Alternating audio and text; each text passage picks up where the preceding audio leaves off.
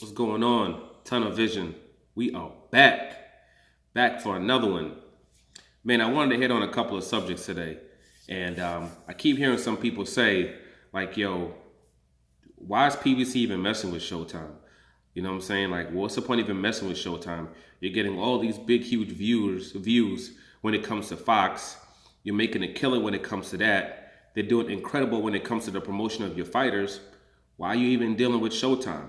Like, you should just put all your fights on. You should just put all your fights on Fox. Put all your fights there, and say the hell with Showtime. And the reality of that is like, hell no, they shouldn't do that. Absolutely not. You know what I'm saying? Number one, having all your eggs in one basket is asinine. It's idiotic and it's stupid. You know what I'm saying? You're making the assumption that everything's going to continue going good with Fox. You're making the assumption that you're going to be able to, ride this friendship for this long period of time. But you never know. It could be a situation where, new people take over Fox and they restructure what they consider to be, the things that they like and things that they don't like. Just like with HBO. Bob Arum, Oscar De La Hoya, and all of them, they had all their eggs in one basket when it came to HBO. That was all the eggs in one basket, and they burnt their bridges. They burnt that bridge called Showtime. And once HBO shut everything down, they got caught in sketchy situations. Oscar De La Hoya got his little deal with ESPN. They could get no kind of views. I think they shut that down.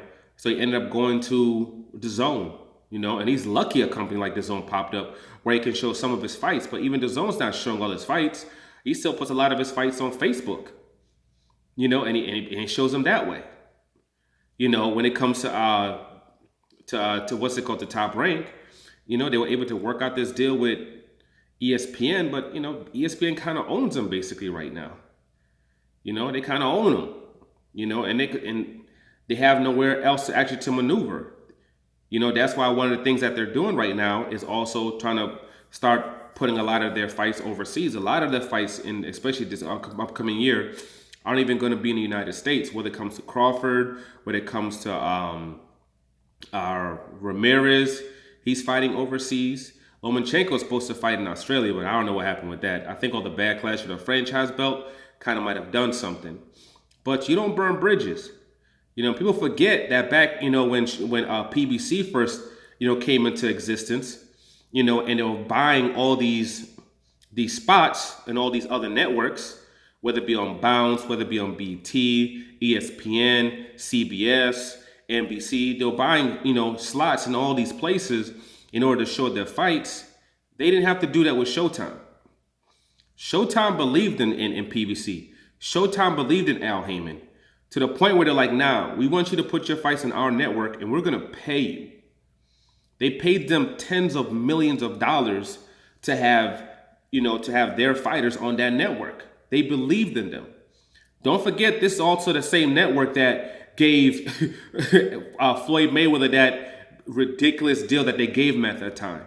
That $250 million deal with upside.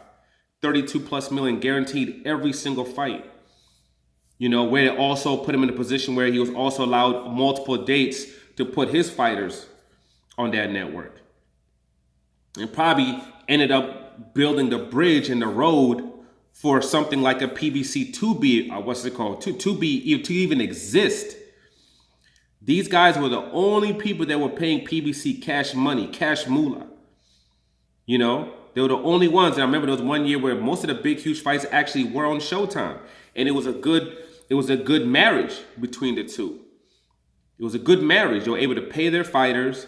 They were able to continue to push their fighters and promote their fighters on a network that was going to pay them. And it helped Showtime get a lot of, according to Espinoza, a lot of people, subscribe to Showtime literally just for the boxing. And they can track all that and they get great ratings. People, look at, he only did 300,000, 400,000. You're going by what you think is high ratings. You're not going by what they think. They think something completely different from you. Especially most people don't know, a lot of the shows on Showtime, the viewership do around 250,000 views. So when somebody's doing 300,000, 400,000, 450,000, to them, that's major to them. When somebody like a Deontay Wilder's doing 1 million or somebody like a Tank Davis is doing 550, 600,000. Those are huge numbers to them.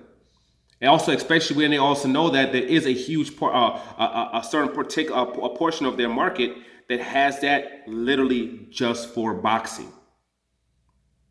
You know, so it's good to have that marriage, because if things don't go good with Fox, you know you got this partner that's still that's still there. You still have this bridge that's there, and on top of it, they're paying them money. Showtime is putting out $60 million a year that they're giving to PBC to put out fights. $60 million a year. And they're giving him dates. You know what I mean? So when you have a Charlo that needs a date and they can't put him on a Fox date, guess what? He's able to go to Showtime. You got Danny Garcia coming out in January. Guess what? He's able to go on Showtime. Tank Davis. They don't have a date where they can put him, let's say, necessarily on Fox, because they pretty much are keeping their marriage between him and Showtime right now, pretty much. They're able to put him there. And don't get it twisted. Tank is getting paid. Mayweather Promotions getting paid. There's $60 million that they're putting out every single year. But besides the money, it would just be, forget the money. It's just asinine. Just because you move over here and things start doing good and you start being successful, it doesn't mean you just, shut your eyes to those who are there for you. And is Showtime perfect? No. We know all the crap that the commentators were saying when it came to Deontay Wilder and stuff like that. We all know that. So they're not perfect. They have adjustments that they might need to make. But overall, they've been great for Al Heyman, and they've been great for PBC, man. They were riding. This is that dude that was riding with you before anybody believed in you. Like, I got you. Don't even worry about it. Yo, you need that work? Yo, it's $20,000. You know what I'm saying? Here's this. I'm going to give you this. Don't worry about it. Go handle that. Bring me that back. I believe in you. You know what I'm saying? They believed in them. So to just burn, that's like, all right, we're on greater pastures now. We made it big now. We're doing our thing now. We're making those big boy moves now. Now we're going to push it to the side. Nah. Those were the people that were with you when no one believed in you. When everybody thought that you were going to fail. And when everybody was wishing and praying for your destruction. These guys were there for them. So you can't be closed-minded and just think, oh, okay, now these numbers are doing good, we're doing it. No, man. You stay loyal to those people, man. Just like they were loyal to you. You continue to believe in them, just like they believed in you. And you don't burn that bridge, because you don't know when you're going to need that bridge. You know what I'm saying? When it came to Deontay Wilder, when he fought against Dominic Breazeale, he was still on Showtime. They didn't put that on pay-per-view. They guaranteed the man $20 million. Showtime guaranteed him $20 million to do a fight on regular TV. And especially because they weren't putting on a lot of fights on Showtime, and they have $60 million to spend on their boxing a year, they were able to do that. They were able to do that. They're a great partner. You know what I'm saying? They're great. Are they perfect? No, but they are a great partner. And to y'all, or to other people, 250, 300, 400, 500,000 might not mean a lot. But to the people that count, which is Showtime, who's putting out the money, they're happy with the numbers that they're getting. And at the end of the day, that's all that matters. You know what I'm saying? If any lesson you can learn is you don't burn bridges. It's like that dude that has been helping you with your beats and helping you with your music and helping you push everything out. You know what I'm saying? When you had nothing, putting money up. You might, putting money up, believing in everything that, that you're doing. Then as soon as you get into a big record label, you're just going to shun him and brush him aside and say, forget him. He's good. You're good. You know what I'm saying? That's not how you live life, man. That's not how you live life. Yo, Showtime has been good to PBC.